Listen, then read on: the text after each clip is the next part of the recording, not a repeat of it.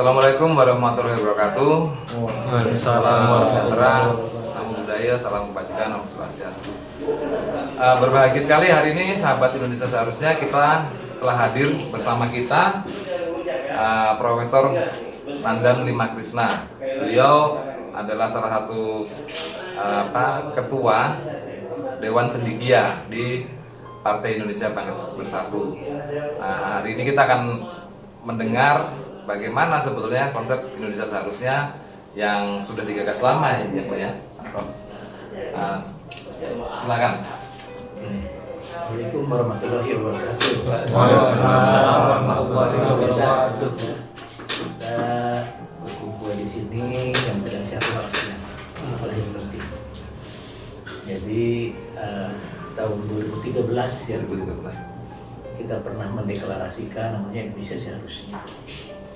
Itu merupakan satu konsep yang diawali dari kekhawatiran kita, diawali dari kepedulian kita terhadap Indonesia.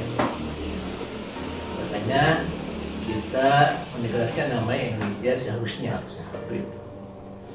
Karena memang kenapa ya mesti ada Indonesia Seharusnya? Karena ada beberapa hal memang yang perlu kita benahi, yang perlu kita lakukan sesuatu agar Indonesia itu menjadi negara yang maju, negara yang sejahtera, negara yang makmur, yang memang seharusnya seperti itu. Nah, apa yang melatar belakangi? Yang pertama adalah niat ya. Yang pertama adalah niat. Jadi niat yang ikhlas untuk membangun Indonesia. Karena kami berpikir bahwa Indonesia itu akan maju, Indonesia itu makmur, sejahtera apabila diawali dari niat yang ikhlas. Gitu. Kenapa memang saat ini sulit sekali untuk Indonesia maju, ya, untuk Indonesia makmur dan sejahtera itu ya, faktor kunci yang memang sulit untuk kita lakukan itu keikhlasan tadi. Itu adalah faktor kunci sebetulnya untuk menuju Indonesia Seharusnya. Kemudian yang kedua tentu pengelolaan ya, yang harus disyukuri. Indonesia kita tahu negara yang kaya raya sebetulnya, kaya akan emas.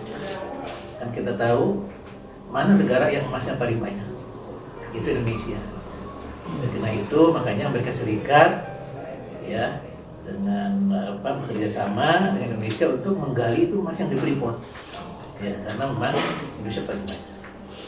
Kemudian Indonesia pun adalah negara yang paling luas lautnya di dunia. Kita tahu bahwa Indonesia itu negara yang berkepulauan ya, di mana dikelilingi oleh lautan. Nah, lautannya itu adalah paling banyak. Dan kekayaan yang ada di dalam laut itu pun paling banyak di dunia. Ya, ikan-ikan, ya, rumput laut dan sebagainya lah. Ya. Kenapa seperti itu? Karena kita itu ada di garis khatulistiwa. Jadi plankton itu di sana itu paling banyak di kita, sehingga ikan-ikan yang di dunia itu, yang di samudra lain itu akan pergi ke samudra Indonesia. Bayangkan, luar biasa. Kemudian Indonesia pun kaya dengan rempah-rempah, ya, pertanian, hutan dan sebagainya. Jadi sangat luar biasa. Nah, Indonesia yang kaya tersebut, yang begitu anugerah daripada Allah Subhanahu Wa Taala, itulah yang sangat besar kepada kita. Tetapi apabila tidak dikelola dengan baik, berarti kalau bahasanya itu adalah tidak bersyukur lah, itu ke atas karunia yang sudah diberikan begitu. Sehingga tentu bukan akan menghasilkan satu kemakmuran, bukan menghasilkan satu kesejahteraan, tetapi justru akan membuat rakyat menjadi lebih sengsara. Ya, rakyat akan menjadi kurang sejahtera begitu. Bahkan justru peran-peran asing yang akan lebih dominan di Indonesia. Gitu. Karena yang pertama kita tidak punya modal untuk mengelolanya. Yang kedua, kita tidak punya tenaga ahli untuk mengelolanya. Akibatnya modal pinjam ke asing. Itulah, atau investasi asing ke Indonesia untuk mengelola sumber kekayaan Indonesia. ya kan, dan juga ahli-ahli asing dan tenaga-tenaga ahli asing pun berdatangan ke Indonesia untuk mengelola itu. Makanya tidak menutup kemungkinan pekerja-pekerja asing akan berbondong-bondong masuk ke Indonesia, ya seperti yang terjadi saat ini. Terus caranya bagaimana Pak? Biar mereka lah yang menjadi kita menjadi seharusnya kan secara geopolitik tadi dijelaskan lah bahwa kita sudah memiliki secara geopolitik kita kaya raya. Kemudian sekarang seperti apa yang seharusnya kita lakukan? Ya. Nah, sekarang kan sudah berjalan seperti inilah ya. Indonesia saat ini. Indonesia kenyataan. Namun tidak menutup kemungkinan kita nih untuk mendirikan satu wadah ya, yaitu Partai Ibu. Nah ini maksudnya agar bagaimana supaya Indonesia seharusnya itu terwujud. Tadi adalah dengan keikhlasan, itu caranya nih. Tadi adalah dengan keikhlasan. Jadi kalau saya berharap sih semua unsur ya yang ada di Partai Ibu ini memang beranjak dari keikhlasan tidak memperjuangkan Indonesia. Itu orientasinya itu bukan orientasi pada partai, bukan orientasi untuk kesejahteraan partai, tapi orientasi untuk kesejahteraan umat. Itu yang kita pikirkan gitu, ya. Itu kuncinya, karena memang pemikiran kita inilah sebetulnya yang akan terwujud. Kita akan menjadi apa yang kita pikirkan, ya. Itu yang pertama. Kemudian yang kedua adalah pengelolaan daripada negara. Jadi makanya maksud dan tujuannya diadakan satu wadah ya yang namanya Partai Ibu, itu salah satu untuk mengimplementasikan Indonesia seharusnya gitu. Karena tidak mungkin Indonesia seharusnya itu bisa diimplementasikan tanpa wadah Ya, tanpa kendaraan ya kan, tidak mungkin. Nah, diadakannya Partai Ibu ini yang mudah-mudahan lah ya, kita satu visi, kita satu tujuan, kita satu hati gitu untuk betul-betul membangun umat ini, membangun Indonesia yang sejahtera dan makmur. Ya, itu diawali dari ini. Kemudian pengelolaan tentu pengelolaan Indonesia itu harus dikelola dengan baik, harus dikelola dengan benar. Jadi ada kata baik, ada kata benar. Gitu. Ya, bisa dikelola dengan baik tapi tidak benar. Bisa juga dikelola dengan benar tapi dengan cara yang tidak baik. Gitu.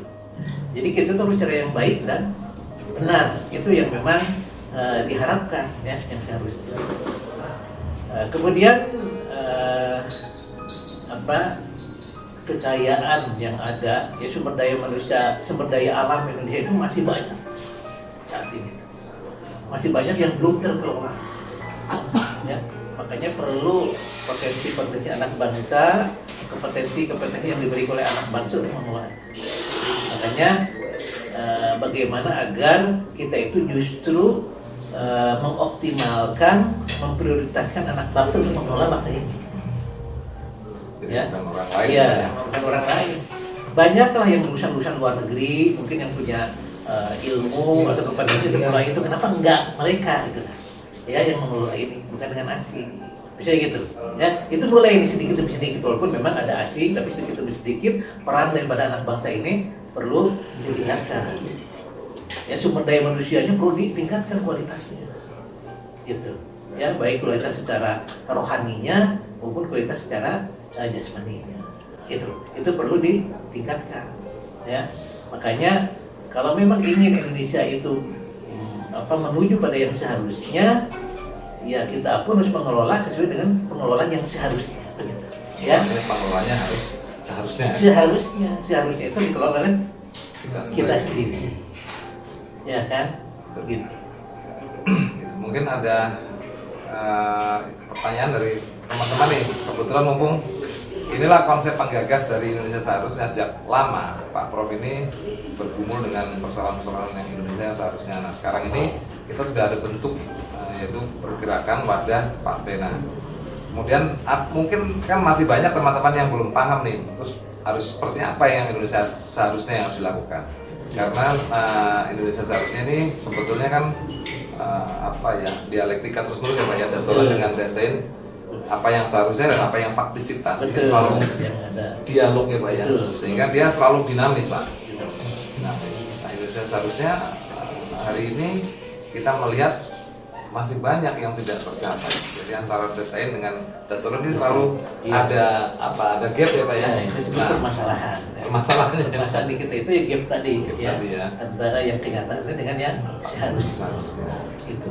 Nah adanya partai ibu adalah untuk meminimais Ya. gap tadi. Oh, oke. Agar apa yang seharusnya dengan kenyataannya itu tidak berbeda jauh gitu. Iya. Ya, kalau bisa sama. Makanya kalau menurut saya partai ibu ini adalah partai solusi untuk bangsa. Oh, itu dicatat tuh, partai ibu adalah partai solusi untuk bangsa kita. Karena ibu itu adalah solusi untuk keluarga.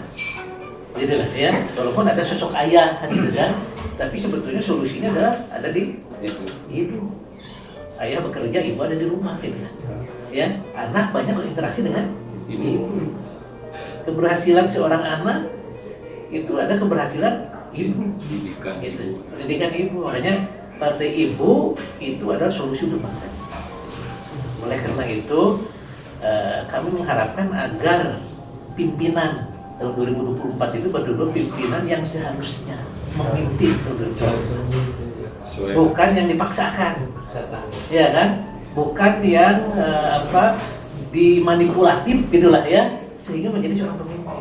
Tapi betul-betul yang curang, ya, betul-betul alami dia akan menjadi pemimpin. Itulah pemimpin Indonesia yang seharusnya. Seseorang itu punya kapasitas, kompetensi, sarana maupun prasarana yang menunjang. Katakanlah misalkan materi, terlepas apapun. Sedangkan untuk menjadi biasanya kan salah satu faktor penunjang adalah materi. Sementara misalkan katakanlah si A tidak didukung oleh materi. Apakah partai ibu ini sendiri akan mendukung, mengupayakan bagaimana mendorong si calon pimpinan ini yang mempunyai kompetensi tentunya gitu, dalam kaitannya menunjang bagaimana kekurangannya bisa terlengkapi, meskipun itu tidak berupa langsung materi, bisa misalkan dengan sarana-sarana lainnya, sehingga akhirnya terwujudlah materi tersebut. Sekiranya itu ada tidak? Iya. Jadi pada umumnya memang seseorang itu jadi pemimpin karena memang ada dukungan materi, ya kan? Ada dukungan materi, dukungan finansial, dukungan infrastruktur, ya, dukungan media, ya, yang semuanya bersatu gitulah ya, untuk mengangkat seseorang menjadi pemimpin gitu. Karena pemimpin itu tentu akan dikenal oleh rakyat, oleh masyarakat, sehingga memilihnya kan begitu ya. Jadi pada umumnya seperti itu, pada umumnya gitu. Tapi ternyata dengan seperti itu tidak seharusnya. Kenyataannya seperti ini. Iya kan? Sangat transaksional ya. Sangat transaksional. Sebagai tambahan Iya. kita berbicara realita. Tidak jarang dan tidak sedikit orang yang punya kompetensi tapi tidak didukung materi akhirnya tersingkir. Katakanlah semisalkan dia awalnya digadang sebagai calon, katakanlah calon legislatifnya atau calon bupatinya ataupun semacamnya, tapi karena tidak didukung oleh materi akhirnya tercetuslah deal-deal yang akhirnya melahirkan seseorang yang tidak punya kompetensi tapi didukung oleh finansial yang memadai. Akhirnya beliaulah yang menggantikan posisi tersebut. Dan celakanya lagi, ketika beliau itu mendapatkan posisi tersebut, Indonesia tidak akan menjadi yang seharusnya. Dan inilah yang terjadi saat ini, di mana pemimpin-pemimpin itu pada hakikatnya bukan memperjuangkan orang banyak, tapi memperjuangkan kantong pribadi. Itu yang kita sangat perjuangkan saat ini. Makanya terkhusus saya di Lampung sebagai pimpinan Lampung itu sangat mensterilkan dari orang-orang yang memang terindikasi bisa memungkinkan ketika dia menjadi pejabat tidak seharusnya. Itulah saya coba steril dengan menggali, mengamati, menganalisa, mengkaji, merenungi, dan kemudian akhirnya mengevaluasi dan menyimpulkan orang tersebut layak atau tidak untuk bergabung di partai ini. Jadi saya sih berharap di partai ini ke depan lebih mementingkan kompetensi dan kualifikasinya. Jangan sampai ada orang-orang yang tidak berkompetensi, tidak berkualifikasi, dan tidak amanah tentunya duduk menjadi seorang pejabat tapi tidak seharusnya. Itu saya berharap seperti itu. Saya setuju itu ya. Setuju memang mesti seperti itu. Jadi awal Indonesia maju itu apabila dipimpin oleh seorang pemimpin yang seharusnya. Nah, pemimpin yang seharusnya itu tidak berawal dari materi, ya kan? Tidak berawal dari infrastruktur yang kuat, enggak. Tapi berawal dari kompetensi, berawal dari niat yang ikhlas dan amanah. Itu berawal dari sana. Ya, selama Indonesia dipimpin oleh orang yang memang perlu bantuan materi, ya perlu sokongan cukong-cukong, ya kan? Itu tidak akan maju. Kita selamanya akan dikuasai oleh sesuatu hal yang memang rakyat sulit melihatnya, itulah, ya, gitu. Itu jadi keputusan-keputusan pemerintah itu tidak jauh dari keputusan-keputusan mereka yang akhirnya untuk keuntungan mereka. Gitu. Nah, jadi kita harus bersihkan itu. Jadi langkah sebaiknya untuk menyambut 2024 itu partai ibu harus bagaimana? Perlu bukti bahwa kita itu betul-betul partai yang bersih, ya, partai yang betul-betul peduli dengan rakyat, dan buktikan itu. Ya, sekarang kan banyak media sosial, ya, internet dan sebagainya yang lebih murah lah untuk membuktikan itu. Bagaimana kontribusi kita kepada masyarakat. Nah, dimulai dari sekarang dengan media-media, ya. Kemudian bagaimana kita bisa memberikan solusi pada masyarakat, ya, baik di dalam tulisan maupun berkomunikasi dengan masyarakat dan sebagainya. Menurut saya masyarakat sekarang itu, ini prediksi saya untuk 2024, ya. Jadi prediksi saya 2024, masyarakat sudah pusing untuk memilih hal yang seperti itu. Sudah pusing untuk memilih orang-orang yang istilahnya itu dibesarkan oleh media. Yang berkualitas. Itulah, ya. Masyarakat itu sudah lelah dengan melihat orang tokoh-tokoh sekarang yang ada. Mereka akan mencari tokoh lain selain tokoh yang muncul sekarang. Tokoh baru. Ya. Itu yang mereka inginkan. Ya, tokoh baru itulah nanti akan muncul di 2014. 2024. Itu akan muncul. Memang yang menjadi calon presiden nanti tokohnya sudah ada sekarang, ya kan? Tapi terjadi sesuatu yang memang bagaimanalah sehingga muncul tokoh baru yang jadi. Karena 2024 itu menentukan sekali Indonesia itu mau dibawa kemana. Itu 2024. Gitu. Karena 2024 itu memang sudah eranya era kedamaian dunia. Era kedamaian dunia. Jadi kita harus muncul seorang pemimpin yang memang visinya itu mendamaikan dunia. Amanah, ya, berkualitas. Itu yang memang jadi pekerjaan kita berat. Pekerjaan kita besar nih. Kita duduk di sini itu untuk sesuatu yang besar. Ya, bukan hanya sebagai parlemen, bukan hanya sebagai presiden, bukan. Tapi umat seluruh dunia duduk di sini. Di tahun 2024 itulah yang menjadi poin penting untuk Indonesia itu mau dibawa kemana. Itu kalau menurut saya.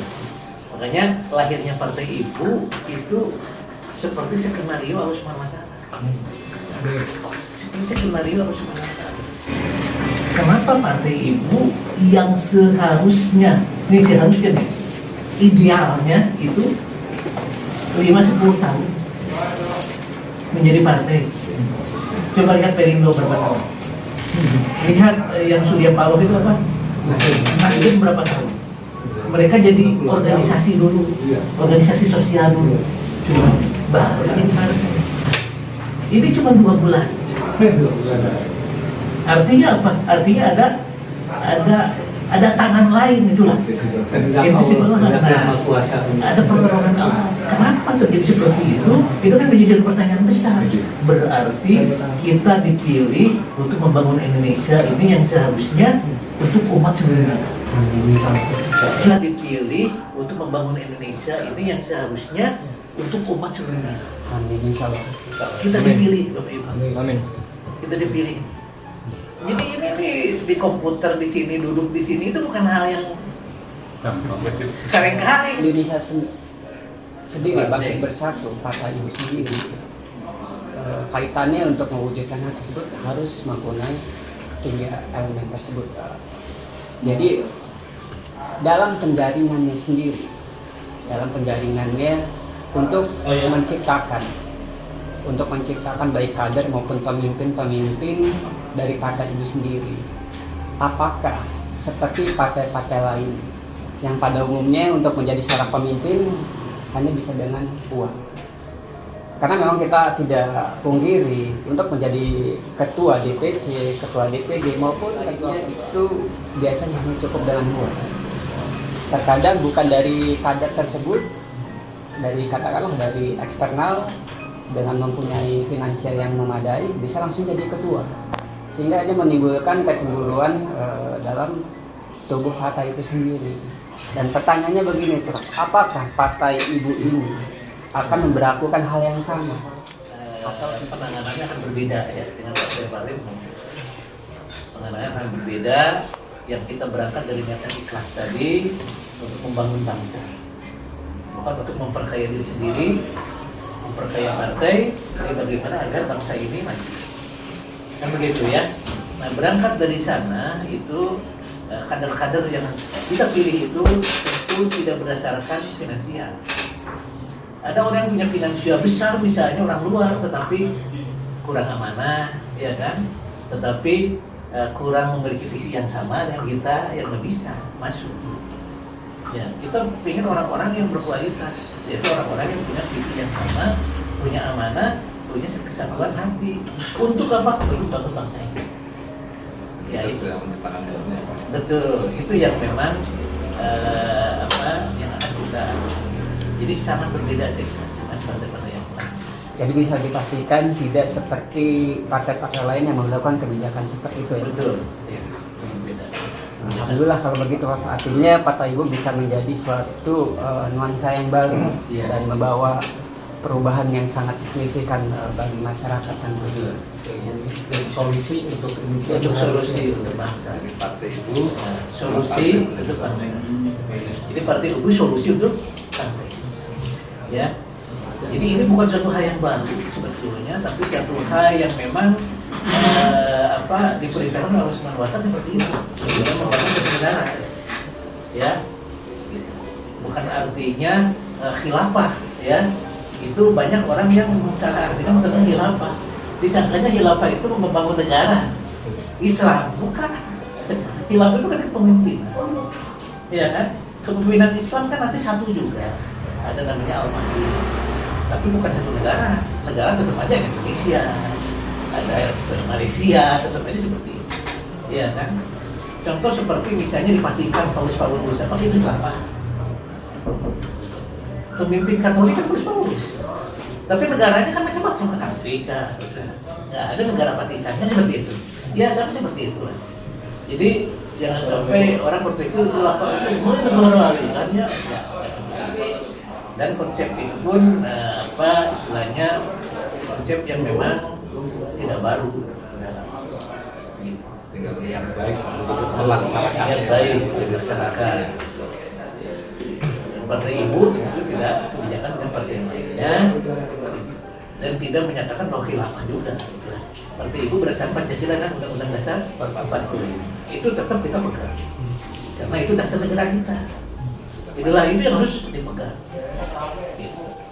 Ya, saya kira ini. Oke, mungkin itu ada pesan terakhir Pak Prof untuk kader-kader nih yang ada di sini. Bagaimana nih pesannya? Pesan dan pesannya. Jadi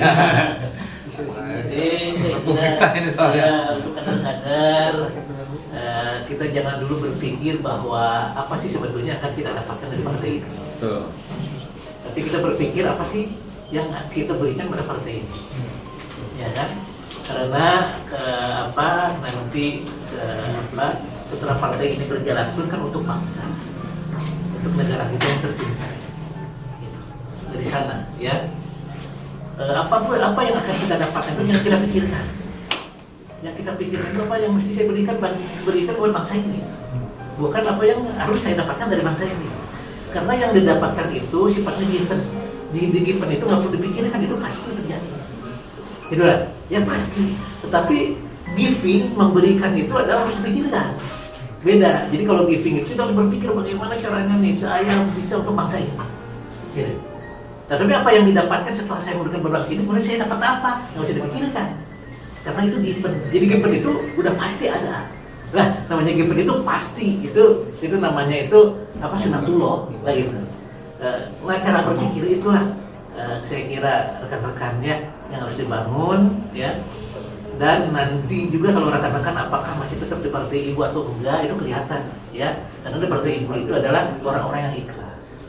Pilihan Betul. Jadi ketika misalkan ada sesuatu yang kita ada sesuatu gitulah, ya, muatan di dalam kita itu terlepas dengan sendirinya dari partai ibu. Gitu. Jadi mungkin kita tidak melepaskan, tapi terlepas dengan sendirinya. Ya, jadi ini itu perjalanan. Proses ini itu akan ada yang masuk, ada yang keluar masuk, seperti itu. Gitu. Jadi oleh karena itu, jadilah partai ibu yang sejati. Jadilah solusi untuk bangsa ini. Saya kira itu. Oke, terima kasih Pak Prof. Tentunya itulah wawancara kami dengan Pak Prof. Pak Profesor Nanda Lima Krisna. Mudah-mudahan menjadikan semangat dan pengetahuan buat para kader partai itu semuanya. Assalamualaikum warahmatullahi wabarakatuh.